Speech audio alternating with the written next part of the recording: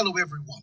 This is Dwight Refiner's Fire with Real Deal Clips Bahamas. You can now follow me on YouTube, Facebook, and TikTok at Real Deal Clips Bahamas. This series is called The Barbershop. In the barbershop, men don't pull their punches. There will be exchange of words, and you could potentially get your feelings hurt.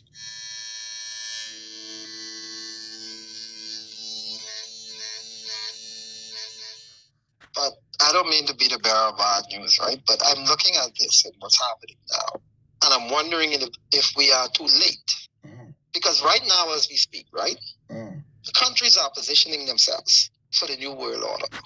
As we speak, in the United States of America, there's a new trading currency called goldback. Hey Google, could you explain for my listening audience what a goldback is? A goldback is a local spendable currency made of physical 24K gold layered between thin plastic polymer. Unlike a gold coin, it's a flexible note designed for small, everyday transactions. Key features: real gold. Each note contains a specific weight of gold, typically measured in 1/1000th of an ounce. Legal status: they are voluntary local currency, meaning they aren't legal tender but can be accepted by participating businesses, primarily in states like Utah, Nevada, and Wyoming. Utility: they solve the small change problem of gold by making it easy to carry and trade in low denominations. Would you like me to find the current exchange rate for a single goldback? Yes, look it up. As of early February 2026, the average exchange rate for one goldback is $10.17. While a single note contains 1/1000th of an ounce of gold, currently worth about $4.71 at spot prices, the exchange rate is higher because it accounts for the cost of manufacturing and the utility of having spendable small denomination physical gold. Now, I just bought one yesterday for $9.96. It mimics the value of real gold. So when gold go up in value, that note will go up in value. I paid $9.96 for it. If gold go up in value, like a few days ago, gold was over $10. But guess what? Even though I paid $9.96 for it, if the value go up on gold, it goes up in value as well. What are we doing? We have a prime minister who's bragging about serving tuna and grits for breakfast. So you see how far apart we are from the realities of the world? So you can't expect that guy who's bragging about serving grits and tuna to even have the kind of wherewithal to know what's going on in the real world. He's operating outside of his season. This is not something that he and his regime have the capacity to respond to. And I'm saying that out of fairness. You can't expect somebody to be able to react to something without the level of competency that it requires to have a proper reaction to something. They lack the competency to deal with stuff like this. But the consequences are real. Yeah. There will be a day when, you see like how the Bahamas is, the Haitians, they're running from Haiti and all of that. Right. Life has a serious irony to it. Right. Life has karma. In other words, this man trying to tell you all just how Haitians was running from Haiti. The Haitians could be trying to get out of the Bahamas into a larger landmass where the governments have made the adjustment in terms of their currency and they are in a stable economy for survival. Well, I think if we don't make the adjustments and put some real interventions in place in order to respond to this new global order, I think the migration pattern for Bahamians, because I don't think you would be wanting to go to the U.S. Because the U.S. is in decline. Right. And the currency wouldn't be valuable. So you could imagine if Cuba is aligning itself to be a part of that BRIC system, and there you have that new currency called the unit. Everybody will want to get their hands on that currency. They could be running to Cuba. And only countries that are part of the BRIC system will have access to that new currency called the unit. So I think the migration pattern, like from the Bahamas, if we don't stage an intervention, will be from the Bahamas to Cuba. And bear in mind, Cuba is still a communist state. Cuba is not a democracy. But they will be one of the countries, well, they will be the premier country in the world, because what Cuba has, what the Bahamas doesn't have, is one large landmass. So in terms of being able to traverse that landmass, it's terrestrial, meaning that you can just drive your car and you get there. So the transportation system isn't complicated.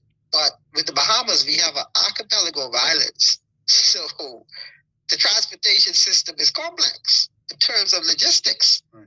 And it's more costly. And Cuba it's more than 3 times the size of the Bahamas landmass by far. So you talking about in terms of, and their population is about, I think it's 3 million or so. So you're talking 3 million versus 400,000.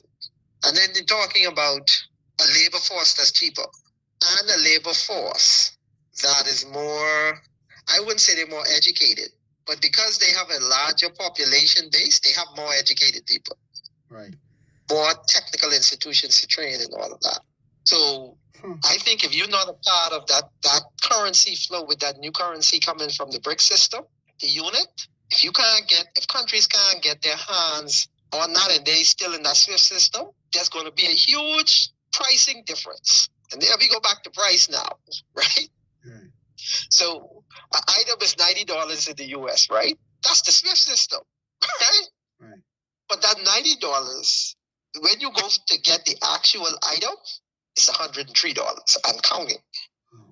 But we in the SWIFT system, and you can't do nothing with paper. Paper is only a medium of exchange. You can't get the item if the seller has determined what they want from you in exchange for that item. And they're telling you right now, it can cost you more US dollars, and sometimes we don't want no US currency. We want something else. There's a possibility where you could put the carbon credits into the BRIC system, and don't forget, our carbon credits renew, right? Right. And instead of having them priced as a part of the unit configuration of the currency, so they'll just float us back the 156 billion, but it'll be like in units. It wouldn't be it'll be 156 billion unit. When you go to actually purchase things, right, that's the currency they want now. Right. And the unit even ain't out yet. The markets are telling you right now that they're not taking the US currency for hard assets because the paper money is saying $90. And the actual item that they're selling is saying $103. That has huge implications for the global financial system. And the wealthy people in the world, they are wealthy because they get access to information first, and they get to act on it. So they preserve their wealth. And then the mass media will tell you, don't look over here, ain't nothing going on, and this and that, right? They want you to continue to run around like a zombie, believing everything they say. And then all of a sudden, in a year's time, they know the market did crash a year ago. At the end of 2026, they'll come and tell you the market crash. Meanwhile, these people, they've been preparing for a year and positioning themselves. So they're just telling you the story. The market didn't crash a year prior to that. The market has crashed on January 14th, 2026. Today is the official day when the U.S. currency lost its reserve status. January 14th, 2026. So essentially, Mr. Thurston is saying here that from this point going forward, the U.S. currency gas tank is empty, and they just run it on fumes. Just run it on fumes right now until the fumes go. That's it. Ain't no gas in that tank. Well, just fumes. Well, let me put it like this, right? So a juggernaut like the Americas, you can't just blow that up. That have to be a controlled demolition. So they want to slow that down.